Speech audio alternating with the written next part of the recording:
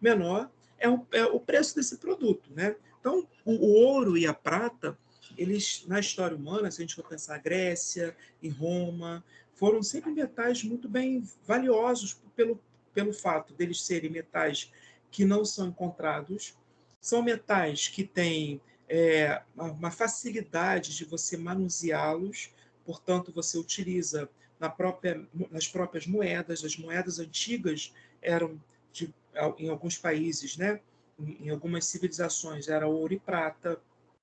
Enfim, então, historicamente, nós vamos observar em diferentes momentos, em diferentes sociedades, o ouro e a prata sendo valorizados como metais que nas trocas comerciais teriam aí um peso maior. O mercantilismo vai usar muito essa ideia. Como é que a gente mensura a riqueza de uma nação? Quanto maior for o, o estoque da nação com metais preciosos, ouro e prata, isso significa que aquela nação é uma nação que tem, né, que tem poder, que tem uma nação que tem aí esse lugar de destaque em relação às outras no campo material, né? Então, o mercantilismo vai adotar muito essa prática, né? A riqueza da nação está proporcionalmente na quantidade de metais preciosos, ouro e prata, que essas nações elas vão ter. Mais adiante, nós vamos observar, quando a gente começar a estudar Adam Smith, que a riqueza da nação não vai estar, na visão dele, no acúmulo de metais. A riqueza da nação vai estar no trabalho que os homens vão ter na mudança das suas, na formação, minto, melhor dizendo. A riqueza das nações, de acordo com Adam Smith, como a gente vai estudar daqui a pouco, vai estar no trabalho, né? Como que o trabalho humano poderá trazer benefícios, produções dentro de uma sociedade. Enfim, então, tem uma questão histórica, Vilmar, que vai colocar o ouro e a prata como metais aí que nas trocas comerciais, né, esses metais vão ser vistos sempre como algo, como elementos importantes, né? Bom, além do metalismo, que é essa questão da quantidade, né, do acúmulo de metais, a balança comercial favorável, conforme eu tinha explicado anteriormente. Havia ideia também que, é, que entre as exportações e as importações deveria haver um equilíbrio ou, se possível, um superávit. O que significa isso? Importação, né, é tudo que o país compra de outros países. Exportação é tudo que o país vende para outras nações. Na visão dos mercantilistas, é, é, o, a balança comercial deveria ser favorável em que medida o país deveria exportar mais e comprar menos. E aí ele conseguiria manter uma vantagem comercial. Seria aí também uma outra ideia muito importante para os economistas no mercantilismo. E o cobertismo, né, que foi o incentivo à manufatura. Enquanto Portugal e Espanha usaram os metais preciosos em grande medida para fazer toda uma... utilizaram, né, na formação, na constituição das igrejas, né, e por isso que em Portugal e Espanha há tantas igrejas revestidas com ouro e prata. Nações como a Holanda usaram esses metais justamente para incentivar a prática, a criação, melhor dizendo, das primeiras manufaturas, os primeiros empreendimentos, as fábricas em menor porte, né? Enfim, então a gente vai observar muito também o incentivo à manufatura. Bom, nós estudamos também nessa pequena revisão, para a gente começar um novo assunto, que a Revolução Industrial ela vai representar... Opa, Professor, alguém... Opa, você está me ouvindo? sim, sim, pode falar.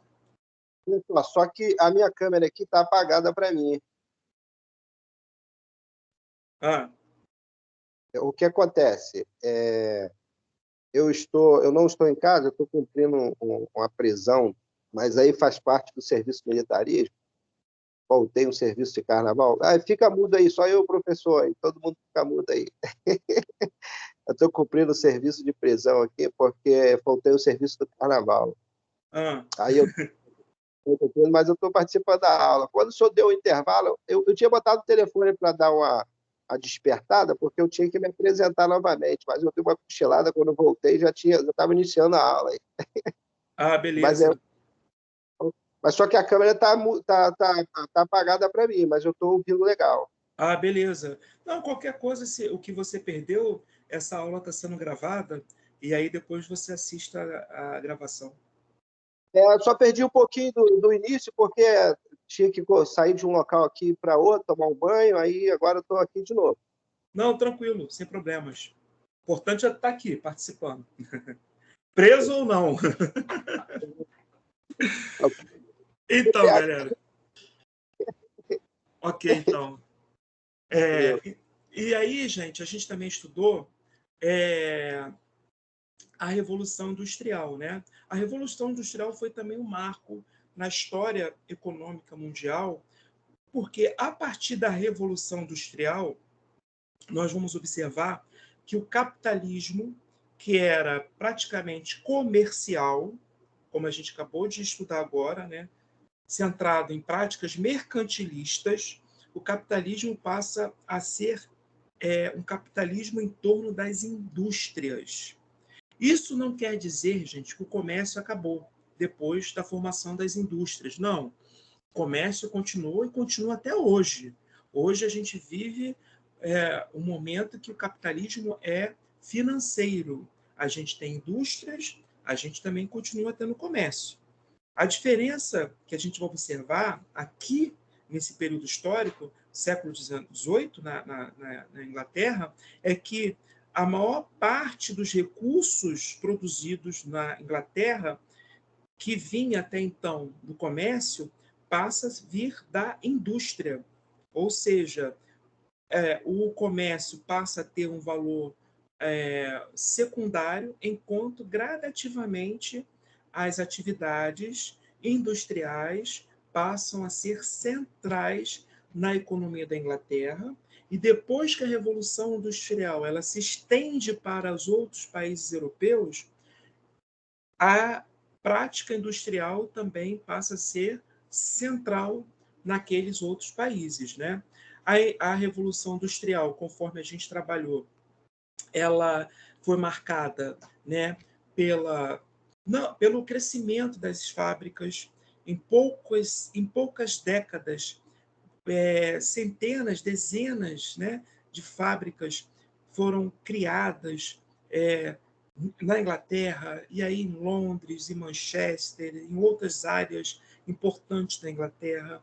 Começou-se a utilizar o carvão vegetal como recurso natural.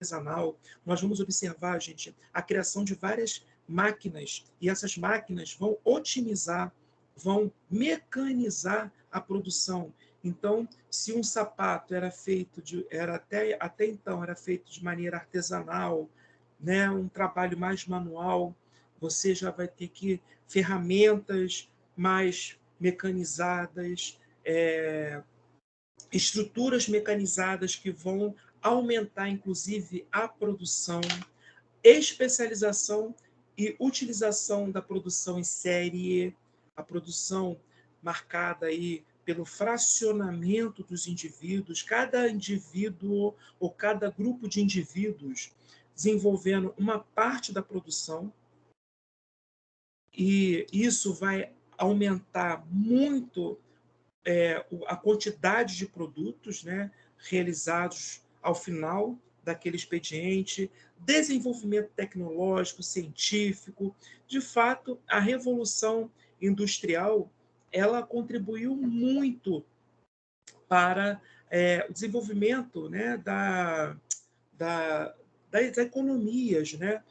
Ela também trouxe uma nova lógica na forma como as pessoas produziam. Se até então, antes da Revolução, havia aquela ideia do aprendiz, né? Ali tendo todo um trabalho junto com seu mentor, né? Com aquele que conhecia o conhecimento. Com a Revolução Industrial, as pessoas trabalhando 12, 14, 16, até 18 horas por dia, essa relação pessoal, amistosa, na qual havia a transmissão do conhecimento, essa relação cada vez vai ficando mais impessoal, mais marcada por uma relação entre chefe e empregado. O chefe manda, o empregado obedece. Enfim, então a gente vai observar também essa mudança na lógica, na forma como as pessoas se estruturavam na parte da produção, a formação de grandes cidades, porque a gente também estudou muito isso, né?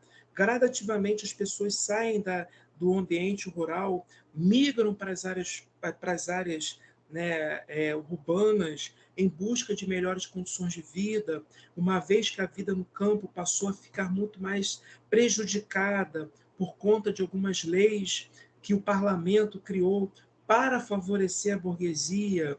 Mas essa migração em massa ela também vai resultar no inchaço, né, das cidades. As cidades ficam cidades que tinham que comportavam 100 mil pessoas passam a ter 500, 600, 800, até 1 milhão de pessoas.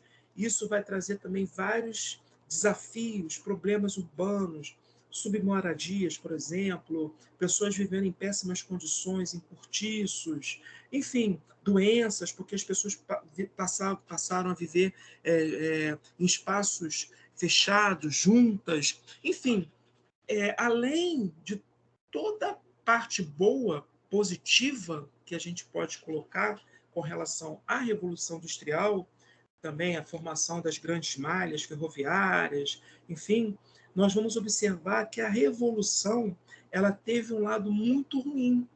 Ela representou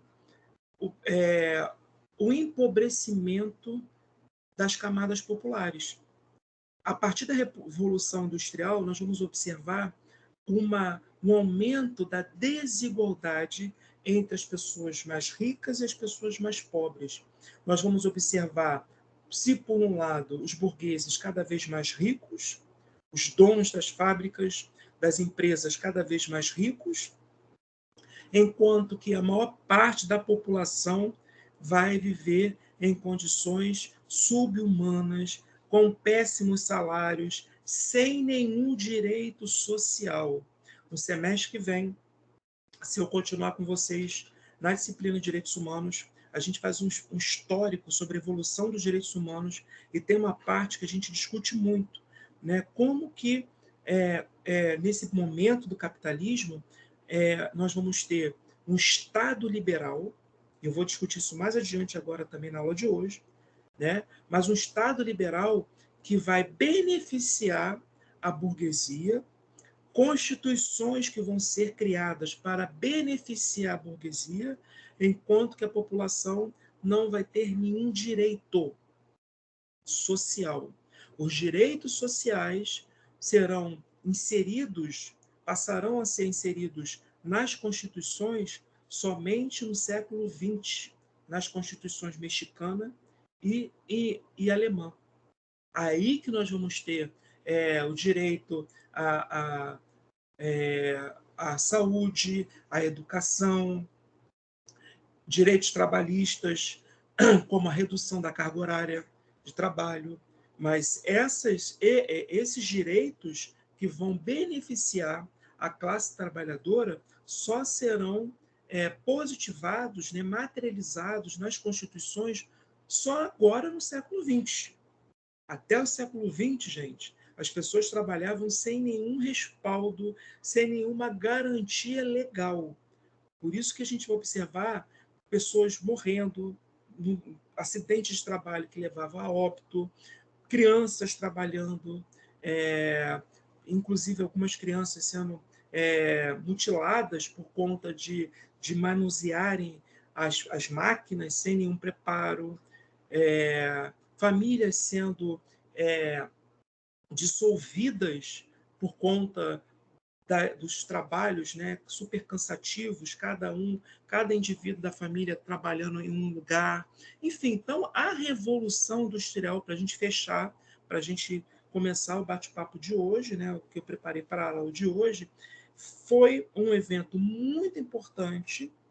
É inegável que a Revolução Industrial, a primeira, depois as outras que a gente vai trabalhar futuramente, né, essas revoluções elas trouxeram avanços tecnológicos, avanços econômicos, que contribuíram, inclusive, no crescimento de algumas nações.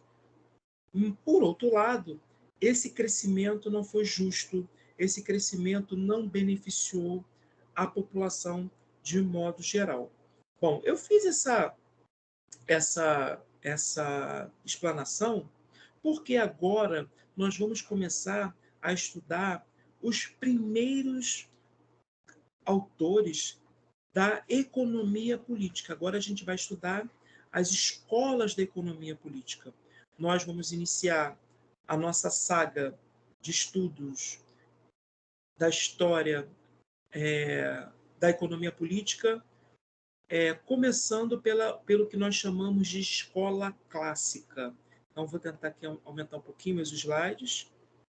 Eu não sei porque eu não estou conseguindo colocar ele no modo de exibição, mas vamos lá. Bom, então quais os objetivos que eu pretendo desenvolver aqui com vocês? Eu já falei sobre mercantilismo, vou até corrigir aqui no meu slide, né?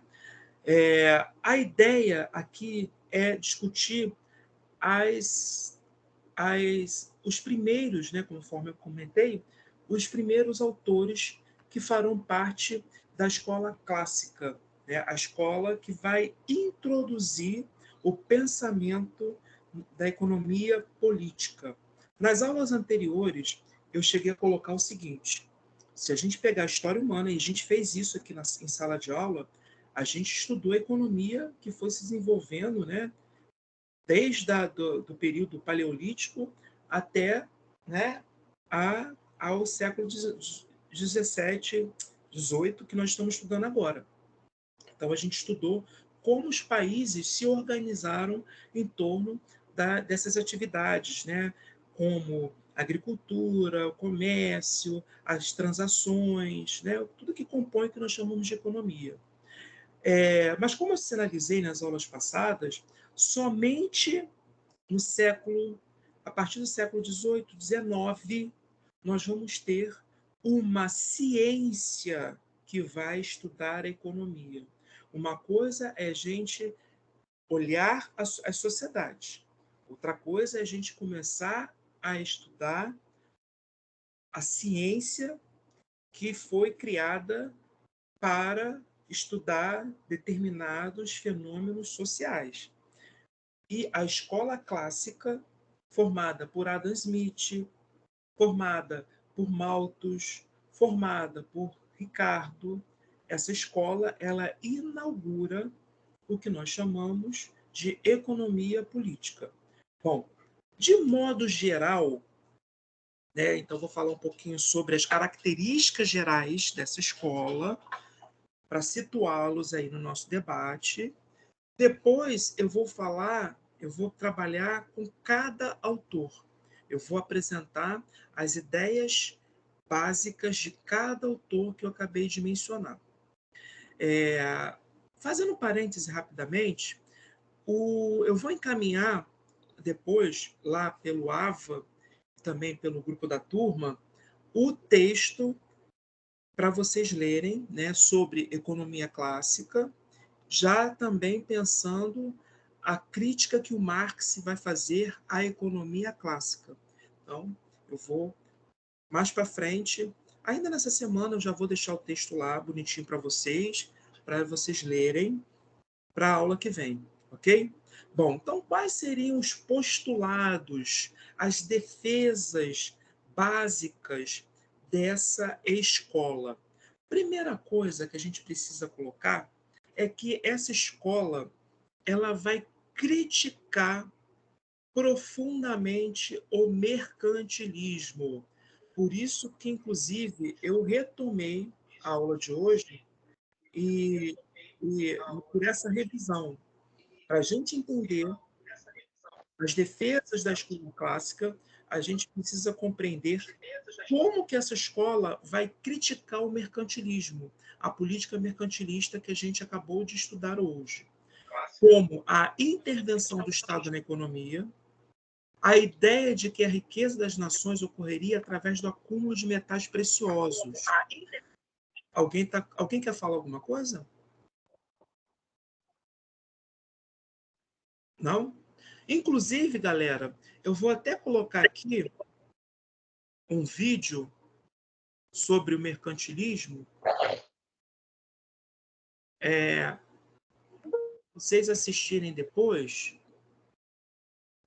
Quem ainda tem dúvidas com relação a esse momento da história econômica, eu vou colocar aqui no chat e vou colocar também lá no grupo da turma. Só um minutinho. Porque aí já fica um material para vocês fazerem essa contraposição, tá? Só um minutinho.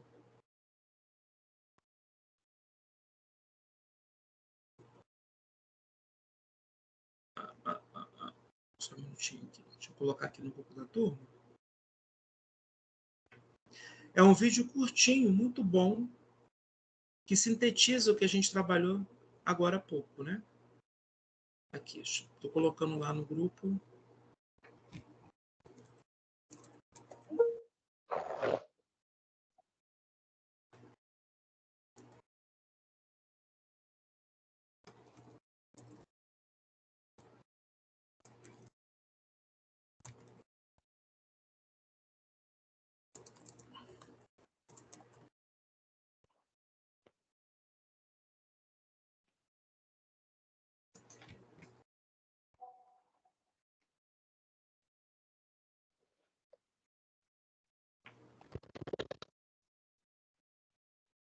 Show. Mandei lá para o grupo da turma. Aí depois, quando vocês tiverem um tempinho, vale a pena assistir, né? Bom, então, primeira coisa, gente, coloquem aí no caderninho de vocês. Escola clássica, né?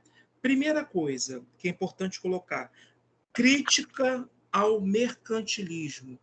De modo geral, para Adam Smith, Malthus, Ricardo, o Estado não deveria intervir diretamente na economia. A economia deveria ser gerida pelos agentes econômicos, não pelo Estado. Guardem isso, a gente vai voltar muito nessa pauta, até porque o neoliberalismo, que é o tipo de política econômica que hoje está presente em vários países capitalistas, inclusive isso está muito presente ainda no Brasil, parte do pressuposto de que o Estado não deve intervir na economia. O Estado ele precisa somente garantir a ordem econômica. Quando o Estado intervém na economia, pode dar algum prejuízo. Gente, é muito interessante. Estou falando isso agora, estava lembrando. Vocês devem estar acompanhando a tragédia que está acontecendo sem precedentes, né? Lá no Rio Grande do Sul. E aí eu estava escutando agora, na hora do intervalo, que o governador lá, o Leite, ele estava preocupado, né? Porque como o Estado está precisando de doações, né? Então ele queria, né, está estimulando as doações, mas ele queria também que essas doações elas não fossem de forma tão avassaladora, porque ele está preocupado com o comércio local, que ele quer que a economia local ela consiga por ela mesma se autorregular, que a economia local possa, ela por si só, se restabelecer depois dessa tragédia. Esse tipo de pensamento, gente, que eu achei até um pouco absurdo, né? Porque é um momento que qualquer ajuda, né, independentemente da proporção, eu não estou preocupado agora em comércio local, até porque os comerciantes também estão sem os seus empreendimentos, né? Tem cidades que você não tem mais, não tem, cidades que foram abandonadas, né? Enfim, nesse primeiro momento, qualquer ajuda é válida, qualquer intervenção do Estado é válida, mas é um tipo de pensamento, gente, que está muito nessa questão do neoliberalismo. A economia por si só ela se organiza, ela se resolve, não precisa de interferência nenhuma do Estado. Nós estamos aqui, quando a gente estuda a escola clássica, a gente está estudando, gente, os fundamentos do liberalismo, os fundamentos do capitalismo. Por isso que é muito importante vocês guardarem bem essas aulas, primeiro, para a gente entender o mundo que a gente vive hoje, que é basicamente capitalista, global, neoliberal, né? Em grande medida os países são neoliberais, poucos ainda continuam com o welfare state, né, com o estado de bem-estar social, que a gente vai trabalhar em algum momento, mas também para vocês observarem as críticas que surgiram no transcorrer da história a esse tipo de política. Né? Bom, então vamos lá. Então, a primeira coisa que a gente precisa destacar, mais uma vez, escola clássica, crítica ao mercantilismo. Assistam o vídeo para vocês fazerem, lembrarem, né, do que foi o mercantilismo. Quem esquecer, vá lá, o vídeo vai ajudar muito. Principalmente a ideia da intervenção do Estado na economia e aí também o metalismo. Os autores da escola clássica da economia vão ser críticos à ideia de que a riqueza das nações, a riqueza de uma nação é proporcional ao acúmulo, à quantidade de ouro e prata que ela tem. São as duas principais críticas que os membros da escola clássica farão. Bom, quais foram as principais defesas da escola clássica? Proteção da propriedade privada. Eles vão defender a ideia de que o Estado deve garantir o direito à propriedade privada. Estamos no período do capitalismo. Estamos no período do capitalismo industrial, propriamente dito. Um momento em que a burguesia quer ter autonomia, no momento em que a burguesia quer ampliar os seus negócios. Para a burguesia, era fundamental que a sua propriedade, que a sua fábrica não fosse violada por nenhum indivíduo ou pelo próprio Estado. Por isso que a proteção da propriedade privada. O Estado deve ser mínimo. O Estado não deve se intrometer na economia. O Estado deve garantir a ordem econômica para que os agentes econômicos possam estar ali consumindo, produzindo, mas o Estado ele não pode intervir. O Estado não deve decidir os rumos da economia como acontecia no mercantilismo. O mercado ele se autorregula. Então, agora, a gente observa em uma região, você tem práticas comerciais, o mercado naquela região ele vai se autorregular, não cabendo, portanto, a intervenção dos governos.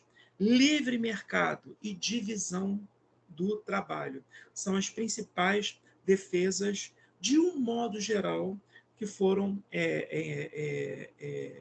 feitas pela escola clássica. O primeiro autor que a gente precisa destacar, gente, que é considerado o pai do capitalismo, que é considerado o pai da economia política, que é considerado o pai do liberalismo, é Adam Smith.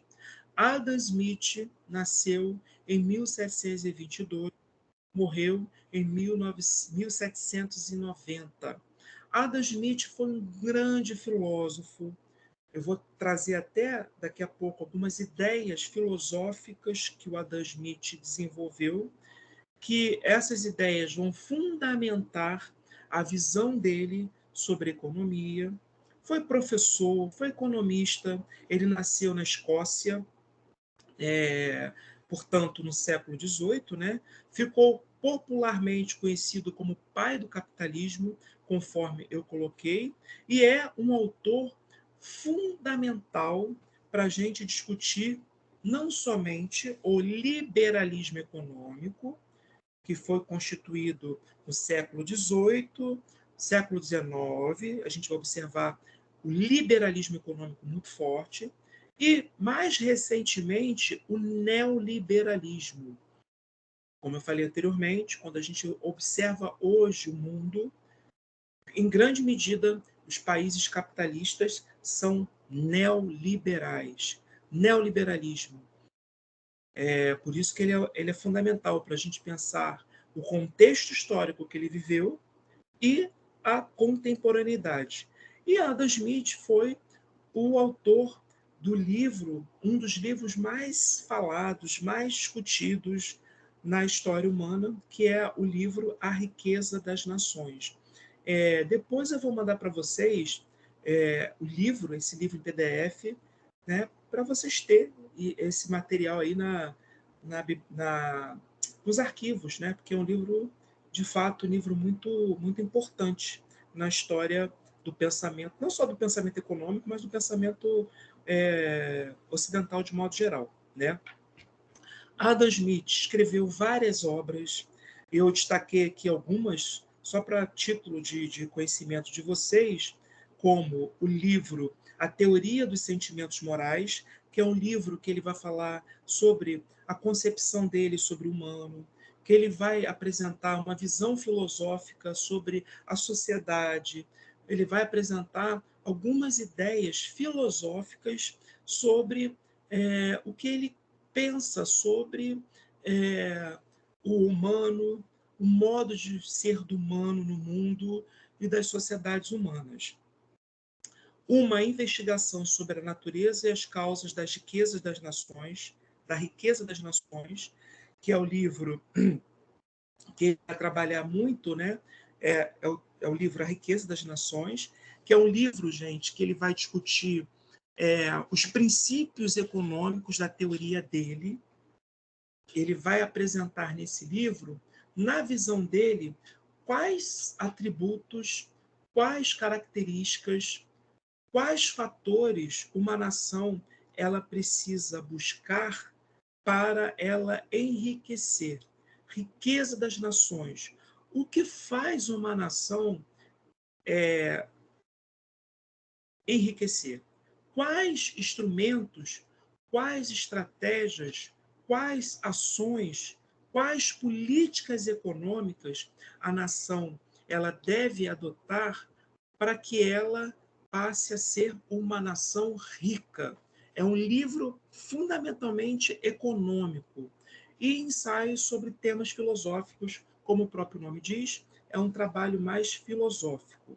Bom, quais foram as principais ideias e concepções filosóficas empreendidas por Adam Smith? Primeiro que a gente precisa colocar que Adam Smith era um autor iluminista.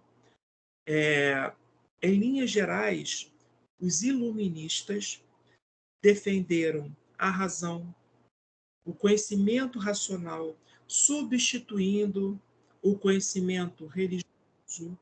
Embora Adam Smith fosse um religioso, mas ele vai defender a razão, a filosofia, enquanto concepções, enquanto campos de conhecimento. Por isso, ele é tido como iluminista. Vai defender a liberdade enquanto um direito, a autonomia do indivíduo enquanto algo que deveria, na visão dele, ser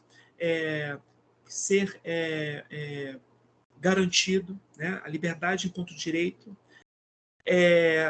E aí, importante, gente, quando a gente começa a discutir economia, a primeira coisa que a gente precisa entender que as ideias desses autores no campo, né, das trocas, da forma como as sociedades elas se organizam, essas ideias vão ter como base uma concepção sobre quem nós somos, uma ideia sobre quem nós somos, né? Todas as teorias científicas, no caso a economia é uma ciência, vai ter em sua base alguma reflexão filosófica. Assim acontece com a economia, assim acontece com o serviço social, né? Mais para frente, né, vocês vão discutir, aliás, vocês já estão discutindo, né, em fundamentos do serviço social, nas escolas, né, o pensamento funcionalista, conservador, depois vocês vão discutir o período de reconceituação no serviço social. Vocês vão observar, gente, que o serviço social, enquanto ciência, enquanto campo acadêmico, o serviço social ele se baseia em algumas ideias filosóficas, como a economia também. Só para vocês entenderem o que eu estou falando, por exemplo, serviço social. A partir dos anos 60 no Brasil, vocês já chegaram a discutir isso, gente? Reconceituação? Só para me posicionar aqui, em fundamentos? Estamos discutindo agora na matéria de acumulação. Pois é. Então, a Yamamoto tem um livro que é um clássico, que vocês vão trabalhar esse livro, gente, incansavelmente. Vale até a pena vocês depois comprar. Eu vou mandar aqui para vocês a bibliografia, que ela discute a história do serviço social, ela pega todas essas fases do serviço social, né? Enfim, tem um capítulo do livro que ela discute em particular o Pedro... Ih, gente, me fugiu agora o outro nome do outro autor, que eu trabalho muito, inclusive em economia, enfim. Mas vários autores, né, no serviço social vão discutir esse período muito importante, que foi a reconceituação. O que foi reconceituação? O serviço social passa a ter, a partir dos anos 50, 60, né, uma outra proposta enquanto campo disciplinar. Cada vez mais o serviço social passa a ter uma visão crítica em relação à realidade, né? Se até então o serviço social estava muito baseado, né, no conservadorismo, nas ideias funcionalistas, muito apegado à religião católica, a gente vai observar gradativamente o serviço social assumindo uma, uma postura, mais do que uma postura, mas uma proposta crítica. E qual vai ser o autor que o serviço social, enquanto campo acadêmico, enquanto campo científico, vai se respaldar? Em Karl Marx. Por isso que Karl Marx, gente, é muito estudado no serviço social. Aí vocês podem perguntar, Robson, mas a gente só vai estudar Marx? Não, gente. A gente agora está estudando Adam Smith, a gente vai estudar outros autores. Vocês, em sociologia, estudaram Durkheim, estudaram Weber, né? Vocês vão estudar outros autores. Mas, em termos estruturais, o Marx ele foi fundamental, porque as ideias, a filosofia, né, o método filosófico, o materialismo histórico de Marx foi fundamental para dar suporte para que o serviço social passasse a ter uma visão crítica em relação à realidade. Então, eu estou trazendo esse exemplo para mostrar para vocês que as ciências elas precisam se basear. em filosofias, em concepções filosóficas. No caso aqui, galera, Adam Smith, ele vai... Qual é a ideia dele, né? Antes dele discutir os pressupostos econômicos, principalmente no livro A Riqueza das Nações, ele vai pensar como nós humanos nós somos, né? Ele vai tentar explicar, pelo plano filosófico, quais seriam os atributos humanos. Então, para ele, ele vai ter uma visão, né, de certo modo, positiva, né, e depois não tão positiva assim. Ele vai dizer o seguinte: olha, o ser humano, por natureza, ele é benevolente, né? De acordo com as reflexões filosóficas, Adam Smith chegou a essa conclusão na visão dele. Por que eu estou falando bem assim, na visão dele? Porque é a teoria do Adam Smith. O Marx vai ter uma outra teoria e por aí vai. Cada autor vai criar o seu corpo teórico respaldado nas suas visões filosóficas. Então, para Adam Smith, o homem tem uma natureza o homem é benevolente, né? Ele tem, né, na sua essência, até um cuidado com o próprio, com o próximo, né? Ele tem, né? Ele se preocupa com o outro, né? No entanto, ainda que o humano ele se preocupe com o outro, com o próximo, ele trabalha sempre visando a sua autossatisfação. O Adam Smith ele vai priorizar muito o aspecto egoísta. Nós, humanos, nós teríamos um egoísmo nato, né? Na medida que, para ele, nós visamos a satisfação das nossas necessidades. A gente pode amar o outro? Sim. A gente pode ser benevolente com o outro? Sim. Contanto, todavia, porém, que isso não esteja em discordância com a nossa autossatisfação. É aquele coleguinha, gente, que vai ajudar o outro, mas pensando em como essa ajuda poderá repercutir em alguma coisa que vai beneficiar. Então a gente observa, né, que, em certa medida, esse egoísmo que o Adam Smith vai observar no ser humano, ele, de alguma maneira, ele se aplica, né, em algumas situações, né? Eu trouxe até um texto aqui para a gente trabalhar essa visão dele, né? Não é da benevolência do padeiro, do açougueiro ou do cervejeiro que eu espero que saia o melhor, que saia o meu jantar, mas sim do empenho deles em promover o seu alto interesse. É uma frase, gente, que ele tirou, que eu tirei, né? Um desses livros que eu apresentei, é que ele vai dizer o seguinte: as pessoas trabalham não pensando em beneficiar o outro. Então, quando ele dá aqui o exemplo do padeiro, um bom padeiro, o bom padeiro não vai ter como motivação criar um pão, fabricar um pão que seja de benefício de todos. Ao fazer um bom pão, o padeiro ele está pensando no seu interesse, de como esse pão vai ser comercializado, de como que esse pão vai fazer com que ele seja reconhecido como o melhor padeiro de Saquarema. Ou seja, ele está pensando mais no seu alto interesse, na sua questão pessoal, do que na questão do outro.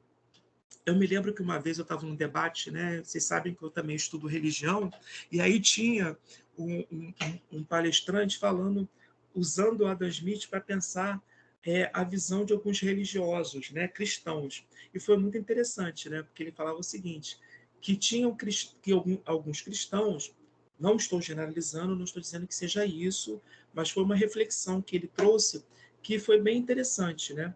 Ele colocou o seguinte debate, né? Quando uma pessoa cristã ela leva, né, as boas novas para outras, a ideia é que você, por meio dessas boas novas, né, no raciocínio cristão, né, você faça com que aquela pessoa seja alcançada pelo aquilo que você tem de melhor e você está fazendo benefício para essa pessoa, você está pensando no amor ao próximo. E aí ele diz o seguinte, isso deveria ser, né, o princípio básico do cristianismo, né, o proselitismo, você levar as boas novas, visando o amor ao próximo, visando um mandamento. E aí ele colocou o seguinte, mas algumas pessoas trabalham com a ideia do Adam Smith. Você leva as boas novas não por amor ao próximo, mas por medo de ir por medo de morrer e ir para o inferno. E foi muito interessante porque ele trouxe esses dois lados, né? Quando a gente faz algo em benefício do outro, né? E a gente está sendo de fato benevolente, altruísta, até mesmo quando a gente está tentando fazer um bem, como que esse bem, na verdade, esconde um alto interesse nosso da gente se promover ou se livrar do medo da morte ou da nação eterna. Foi bem interessante, né, essa colocação que ele fez para a gente pensar sobre isso. E eu acho que é um bom exemplo, né, para a gente ver aqui o Adam Smith, essa ideia que ele vai ter, que quando alguém se esmera e faz um bom trabalho, isso não significa que essa pessoa está pensando no outro, ela está pensando no seu na sua autossatisfação, no seu amor próprio, né? Que seria o que nós chamamos de egoísmo. O homem, na visão de Adam Smith, por natureza, seria egoísta. E esse egoísmo, esse amor próprio, seria muito bom na visão dele, porque contribuiria, inclusive, para o desenvolvimento econômico, né? Então, vamos lá. Bom, quais são as principais, além né, dessas ideias que eu acabei de mencionar, quais as outras ideias e concepções filosóficas importantes que a gente precisa destacar? Somente os seres humanos têm a capacidade de barganhar e abrigar por seus interesses. Mais uma vez, a barganha como instrumento de você satisfazer os seus próprios interesses. Você entra numa discussão com o outro visando a satisfação do seu interesse. A barganha foi fundamental na Revolução Industrial. Adam Smith vai olhar muito os aspectos positivos da Revolução Industrial. Isso também é um dado que é importante vocês colocarem no caderninho de vocês. Para ele, a Revolução Industrial teve um lado, ele vai ressaltar os aspectos positivos. Os aspectos negativos não serão tão pontuados por Adam Smith. Daí a crítica que a gente pode fazer depois a esse autor. A fábrica elevou a capacidade da especialização do trabalho. Nesse espaço, na produção em série, o trabalhador terá a condição de se especializar numa determinada função. Bom, como é que a gente pode entender isso? Conforme eu tinha colocado anteriormente, a Revolução Industrial ela inaugura uma nova forma de produzir, a produção em série. Então, se até a Revolução Industrial, por exemplo, um sapato era feito, né, de forma toda a fabricação do sapato era feita por uma pessoa, então eu, Robson, antes da Revolução Industrial, eu pegava lá o tecido, eu cortava o tecido, eu costurava, eu moldava, eu colocava as cores, ou seja, até então, eu, Robson, teria o controle sobre todo o processo de fabricação do sapato. Quando você tem a Revolução Industrial, o que os burgueses observaram? Se você fracionar a produção, cada grupo ficar com uma parte, ora, uns vão cortar, outros vão fazer a tintura, outros vão fazer o molde. Se você fraciona, se você especializa o trabalho, cada um com uma especialidade, você aumentará a produção.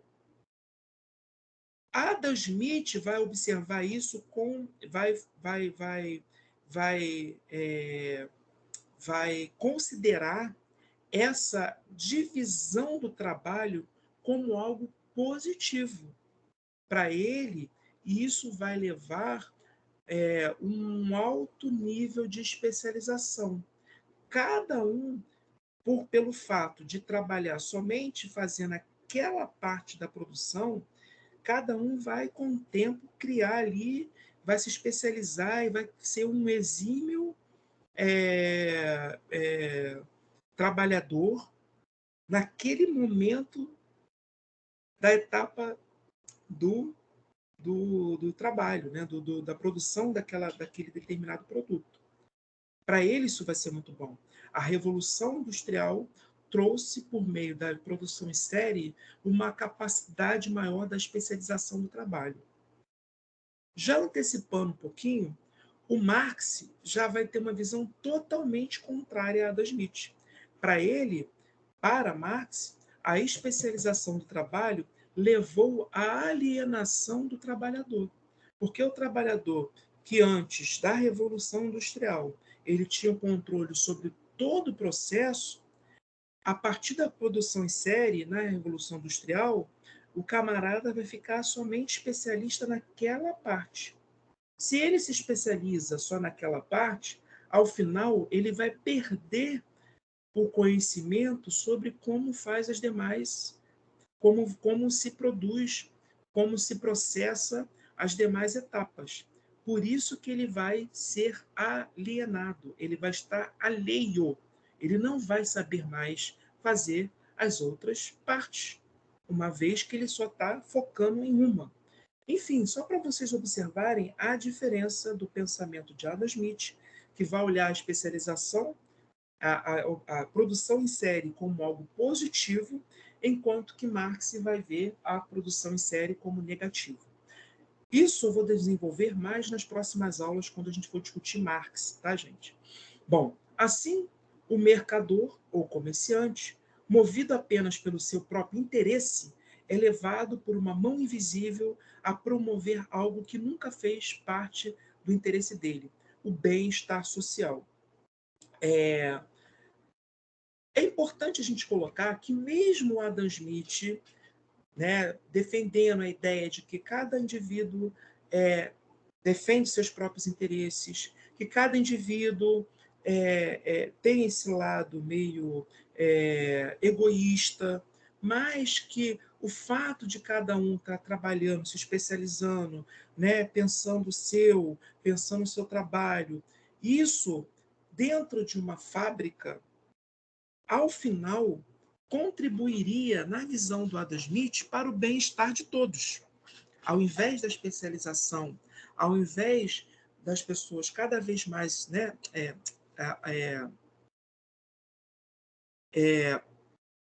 à medida que a especialização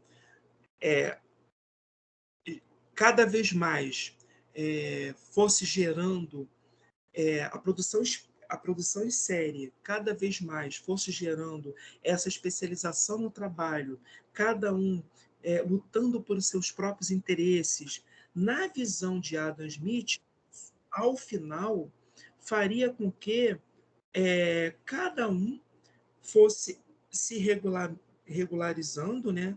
Se alocando dentro da produção e um ajustando o outro, né, de forma quase natural, e esses ajustes, ao final, produziria o bem-estar de todos. Essa ideia vai ser muito questionada por Marx futuramente, mas vamos deixar para o outro momento, né?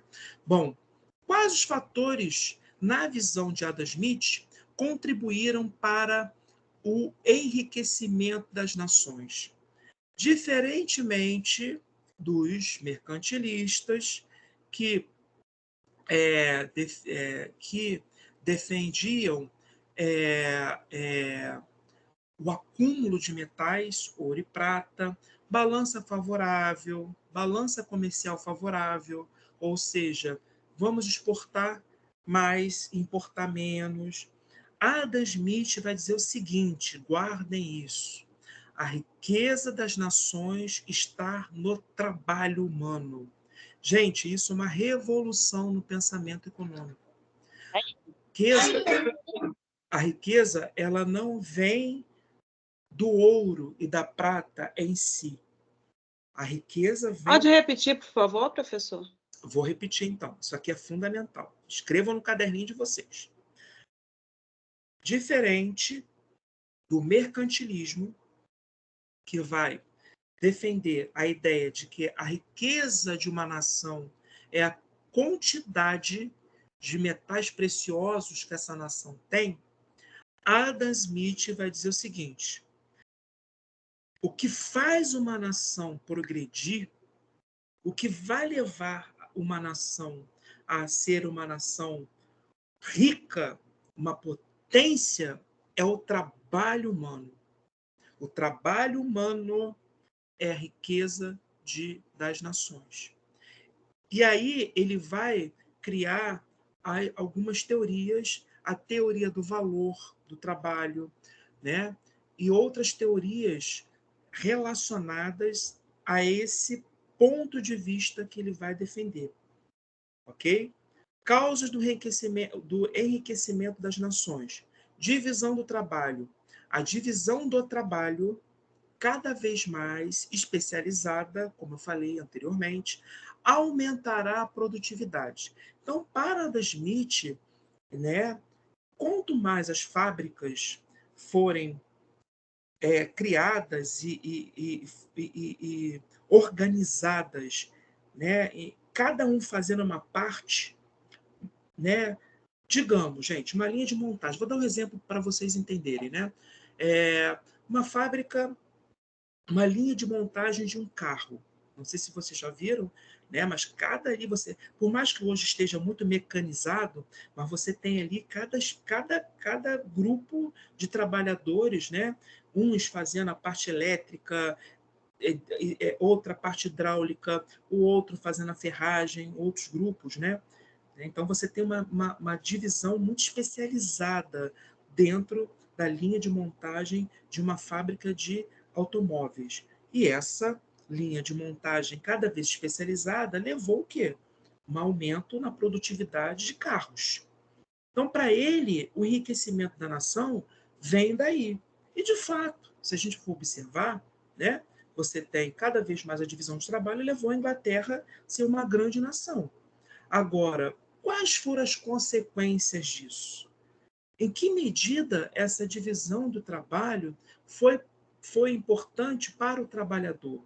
Esse tipo de crítica Adam Smith não vai debater. Então, ele vai trabalhar um ponto que, de fato, é verdadeiro, né? É uma coisa que a gente observa, que, a partir do momento que as nações focaram na questão do trabalho, essas nações elas cresceram, né? Em um trabalho cada vez mais especializado. Agora, qual foi a consequência desse trabalho para as camadas populares? Isso não vai estar na pauta, na discussão do Adam Smith. A gente vai ter essa crítica já mais à frente com Marx, que a gente vai estudar. Tamanho do mercado, a mão invisível do mercado. A metáfora da mão invisível, gente, é o que a gente trabalha muito até hoje, né? A economia deve ser regulada pelos indivíduos. Os indivíduos vão competir na economia, visando seus interesses, produzindo os produtos, e a própria economia ela vai se autorregular. A própria economia ela vai se auto-organizar.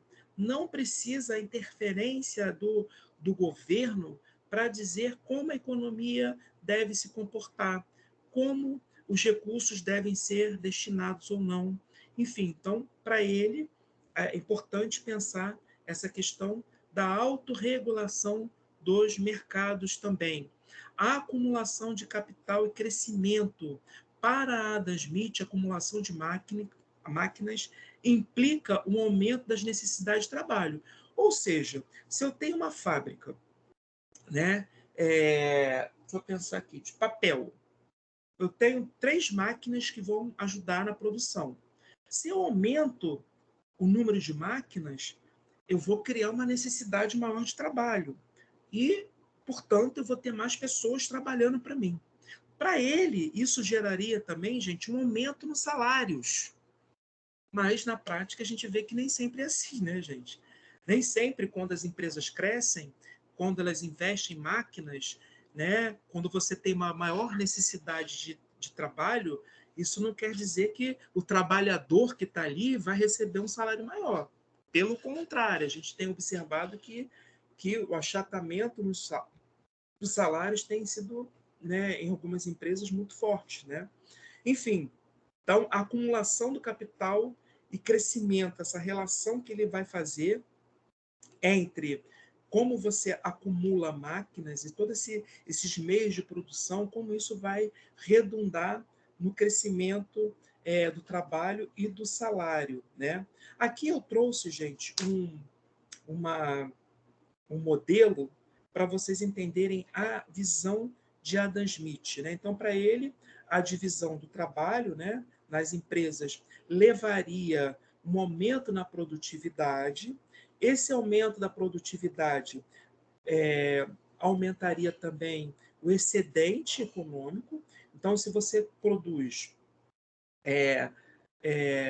2 toneladas de papel a 4, se você aumentar a produtividade, você vai ter aí, sei lá, 3 toneladas.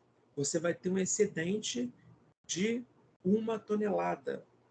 E aí você vai aumentar o seu estoque, né? Porque você tinha 2, você aumentou 1, teve um excedente de, né? De 3, você vai ter um excedente aí de 1. Aplicação nos mercados. Então, a partir do momento que você tem um estoque maior de capital, você vai poder ampliar os seus mercados. E isso vai redundar a população, aqui também nesse fluxograma, né? A população ela vai aumentar porque você vai ter um excedente no mercado. E os salários também, na visão dele, também aumentariam, e os empregos também. Então, na visão de Adam Smith, fazendo uma síntese para a gente fechar a aula,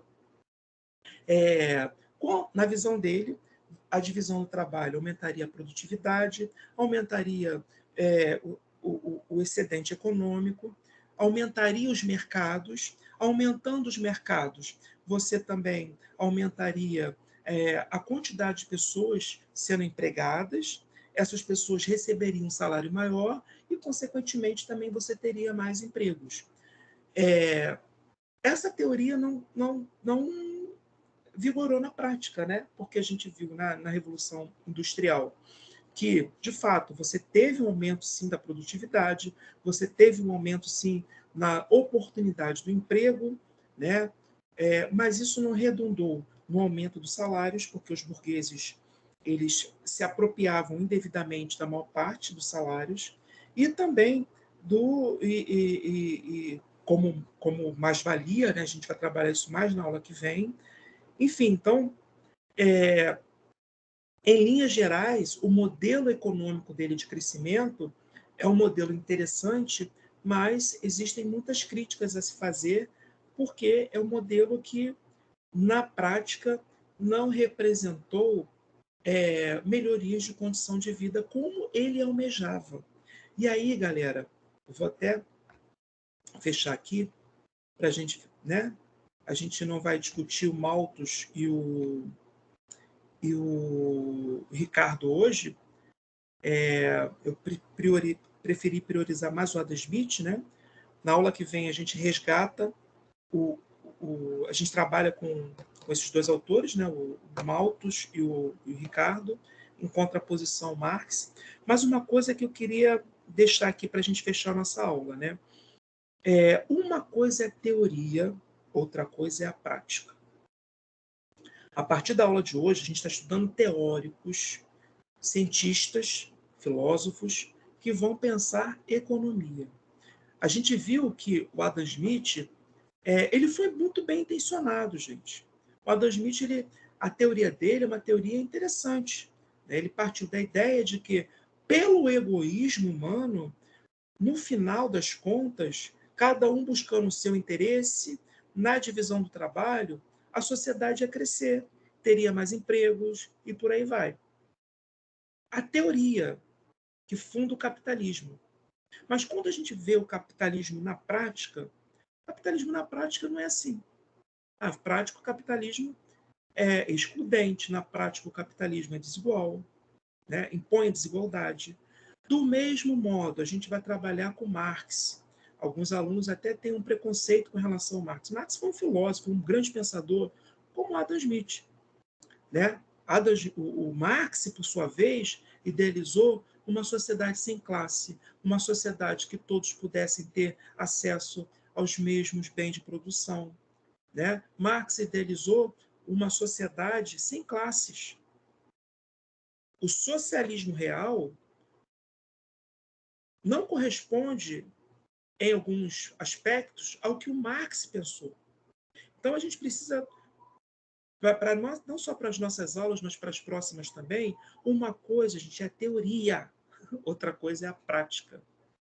Tanto o capitalismo enquanto o sistema econômico, quanto o socialismo como sistema econômico, os dois sistemas têm muitas falhas. E a gente vai trabalhar, e a gente vai observar, né, essas falhas. E a gente não pode tomar o sistema capitalista pelo que Adam Smith colocou, que a gente não pode achar que o sistema socialista é o que o Marx colocou. Uma coisa é as ideias, a filosofia de um homem como Marx, né, que era um humanista, né, o que ele idealizou. Outra coisa é como foi feita a Revolução na União Soviética. Né? Marx não foi a favor de ditadura, como acontece hoje lá na Coreia do Norte.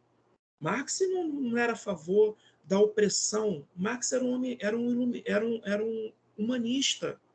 Então, uma coisa é teoria, outra coisa é como os homens, na política, vão efetivar essas teorias. Por isso que eu digo, Adam Smith, a teoria do Adam Smith, em tese, é interessante. Mas o capitalismo real não é assim, gente. Não é aumentando a economia, aumentando a divisão de trabalho, que isso vai repercutir no aumento de salários. Isso não acontece. Tampouco, né, aquilo que Marx idealizou, né, uma sociedade sem classe, quando o socialismo foi instituído como sistema de governo, você tem o Estado gerindo a economia e uma casta que vai ali ter benefícios que a população não tinha. Então, teóricos, uma coisa. Homens na política usando as teorias, outra coisa. Entenderam, galera? É importante colocar isso para vocês, para a gente fazer uma diferença entre uma coisa e outra, né? Para a gente não achar que o que está acontecendo na China foi o que Marx colocou na ideologia alemã. E a China, gente, hoje é capitalista, não é socialista. Socialismo só na formalidade, mas na prática a economia chinesa está muito inserida, né, na economia global.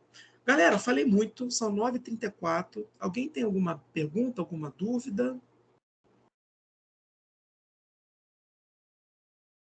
Professor, eu achei o Adam Smith meio brando, né? O capitalista, o socialismo de Karl Marx é briga, é confronto, apresenta a realidade. Agora o Adam Smith ele vem tá meio aburguesado aí, né? Ele vem trazendo aquela coisa lá das primeiras assistentes sociais lá que vinham trazer aquela coisa para trazer uma brandura, né? Todo mundo tá tudo certo. As damas da sociedade que faziam, né? Faziam filantropia, né? É isso aí. Que bom que vocês estão fazendo essa conexão com a autodisciplina. Oi. Isso talvez também essa crítica do Karl Marx ao Adam Smith por conta disso, né? Ele está vendo alguém muito normatizando tudo, não, tá tudo certo, né? É assim que vai crescer, cada um no seu devido lugar. Exatamente. Eu vou mandar um vídeo para vocês, muito legal, gente. É uma sátira, que é o seguinte: é um encontro que nunca teve, né? Que Marx nasceu bem depois. Mas no vídeo, são dois personagens como se fosse um encontro, Adam Smith de um lado e Marx, e os dois dialogando e cada um defendendo a sua teoria. Muito, muito legal, gente. Que aí dá para ver esses dois lados da moeda, né? Mas muito legal, Marcelo. Boas pontuações aí. Beleza, galera. Então, chegou, né? Chegou o fim. Vamos lá. Pessoal, já estou vendo que uma galera já saiu aqui para ver o jogo. Boa noite aí, professor. Boa noite, queridos. Até semana que vem. Até semana Uma que ótima vem. semana. Eu também. Até semana que vem. Vou colocar aqui. Vamos estudar. Boa noite a todos. Boa noite, Cuidado com essas professor chuvas Robson. aí. Parabéns pela aula. Boa Foi noite. bem Todos. interessante. Obrigado. Boa noite, aula. pessoal.